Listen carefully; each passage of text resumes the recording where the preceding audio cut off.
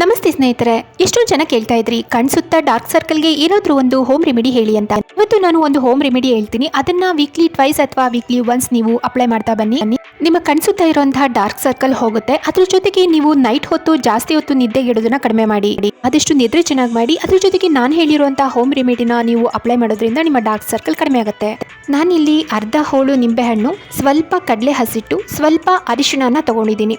ಯಾವುದಾದ್ರೂ ಒಂದರಲ್ಲಿ ಫಸ್ಟು ನೀವು ನಿಂಬೆಹಣ್ಣನ್ನು ಅಪ್ಲೈ ಮಾಡ್ಕೊಳ್ಳಿ.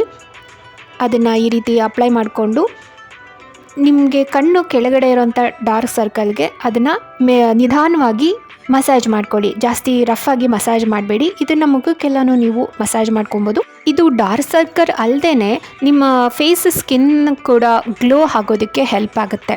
ಆದರೆ ಈ ಡ್ರೈ ಸ್ಕಿನ್ ಇರೋರು ಮಾತ್ರ ಇದನ್ನು ಯೂಸ್ ಮಾಡಬಾರ್ದು. ಏಕೆಂದರೆ ನಿಂಬೆಹಣ್ಣು ಇನ್ನೂ ಸ್ಕಿನ್ನಲ್ಲಿರೋಂತಹ ಮಾಯ್ಶ್ಚರೈಸರ್ನ ಹೀರ್ಕೊಳ್ಳುತ್ತೆ. ಸೊ ಹಾಗಾಗಿ ಇದನ್ನು ನಾರ್ಮಲ್ ಸ್ಕಿನ್ ಅಥವಾ ಆಯಿಲ್ ಸ್ಕಿನ್ ಇರೋರು ಯೂಸ್ ಮಾಡ್ಬೋದು.